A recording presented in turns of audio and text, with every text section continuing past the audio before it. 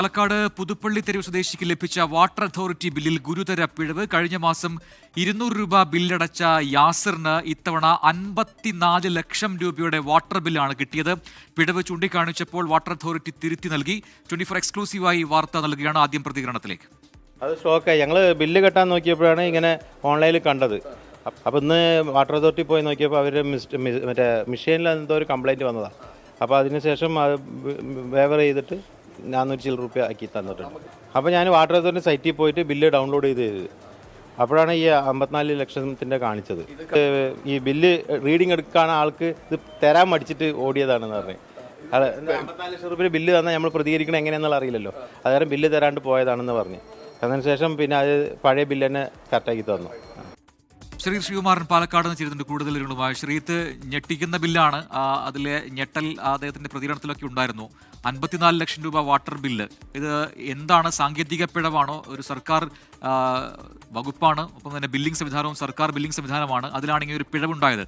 അതിലെന്തെങ്കിലും വിശദീകരണം അധികൃതർ നൽകുന്നുണ്ടോ?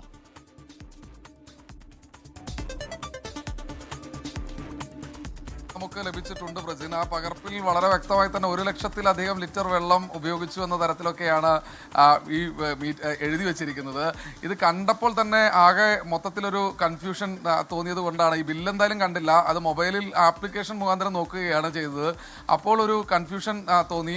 അപ്പോൾ ഈ മീറ്റർ റീഡിംഗ് എടുക്കാൻ വന്നയാൾ ആ ബില്ലിലെ എമൗണ്ട് കണ്ട് അവിടെ കൊടുക്കാതെ തിരികെ മടങ്ങുകയായിരുന്നു. അപ്പോഴും ഒരു ചോദ്യം മാത്രം ബാക്കിയുണ്ട്. എന്തുകൊണ്ടത് തിരുത്തി ആ ആപ്ലിക്കേഷനിൽ ഇട്ടില്ല എന്നൊരു ചോദ്യം ബാക്കിയുണ്ട്. എന്തായാലും യാസിർ നേരെ ആദ്യം പാലക്കാട്ടെ വാട്ടർ അതോറിറ്റി ഓഫീസിലേക്ക് പോയി ചില ഉദ്യോഗസ്ഥരെയൊക്കെ കണ്ടു.